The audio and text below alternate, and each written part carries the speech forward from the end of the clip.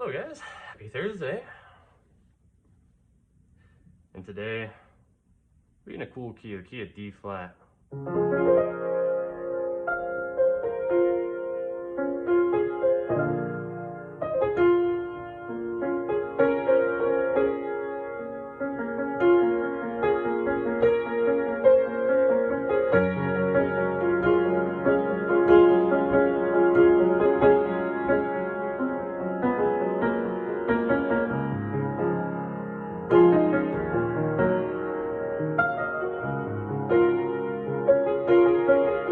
How are we today?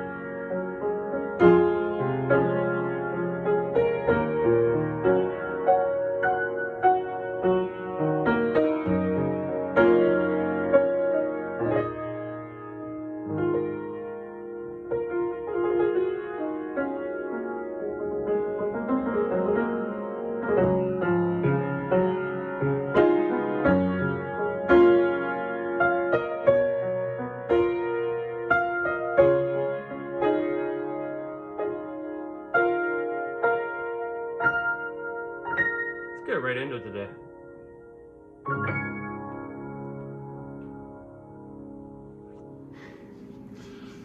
Hi guys. Now, I'd like to start with a question. And that's, why do people leave?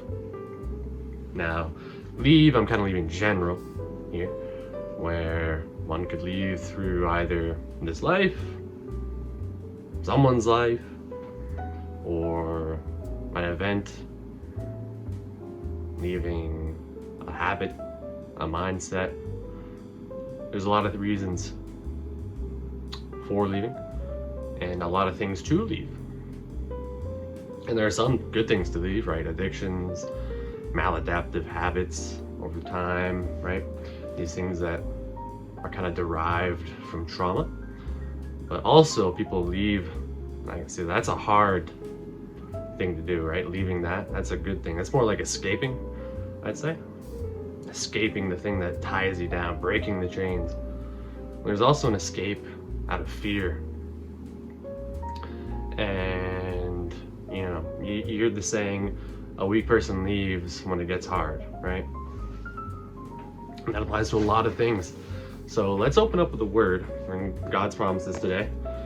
And even though today's thing is weakness, this is what the Bible has to say about kind of the carnal mind, that natural fight or flight that we have, our kind of temporal sin, right? So this is 2 Timothy chapter 2, and they're a bit odd today. So verses 4 and 22. Now, no one engaged in warfare entangles himself with the affairs of this life, that he may please him who enlisted him as a soldier. Flee also youthful lusts, but pursue righteousness, faith, love, peace with those who call on the Lord out of a pure heart. Now, I really want to focus on that he may please him who enlisted him as a soldier. Because no one engaged in warfare entangles himself with the affairs of this life so that he will please God, right? So another way to word this is, no one engaged in spiritual fights puts himself in a place of temptation so that he will please God, who set out, trials to overcome. And being a soldier, you learn, right? You don't just be a soldier, you learn as a soldier, right? And you have to experience you have to first experience to learn. So I think the reason it goes to verse 22 here is because it tells you kind of how to do that, to flee these youthful lusts, right? And pursue righteousness, faith, love, peace, just that juxtaposition of a good and evil kind of analysis there that Paul does in this letter to Timothy.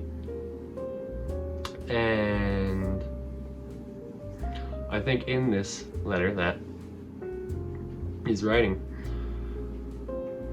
it's really talking to the weakness that we all kind of naturally face, the weakness of the body, right? That carnal mind. And that carnal mind really has an effect on us, but we can flee from it, right? That a good escape from these evils that just are a stumbling block, right? But there is truth in that statement I said earlier, where a weak person does leave, right? And you might experience that in relationships. When it gets too hard, they'll leave. In life, some people might leave, through grave reasons or through simple events, right? They might get shy and leave the party, or I don't know, if it just gets too much for them in some situation, right? Overwhelm, overstimulation, all these kind of contemporary ways to describe or excuse ourselves, really. They are excuses.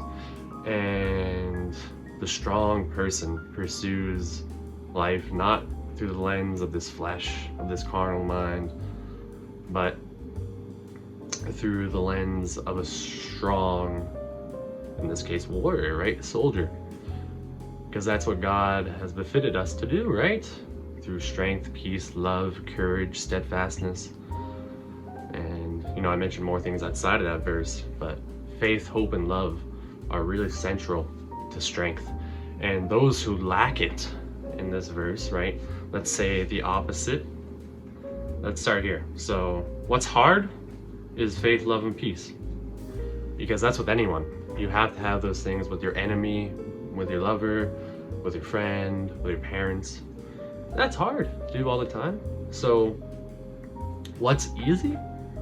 Hate, disobedience, unrighteousness, and conflict. Those are really easy. And that's why a weak person will naturally have an inclination toward weaker things, because it's an easier load to bear, less burden. That's why we talk a lot about responsibility and self-consideration, because the righteous mind, the righteous person has a lot going on and has a lot to deal with. Because again, those trials that we set out, or that God set out before us, it's nothing we can't overcome. He has equipped us, no matter what temptation, right? That will never, that's our comfort in all this, that will never be overcome, because He first has overcome, right? But it is in this kind of space where we have to discern, are we escaping something because it's easy, or escaping something because it's hard, like an addiction, right? That's good. That's a hard step to take. Or is it just an easy one, right? No one's gonna do something, like, it's harder for people to do the hard thing, right?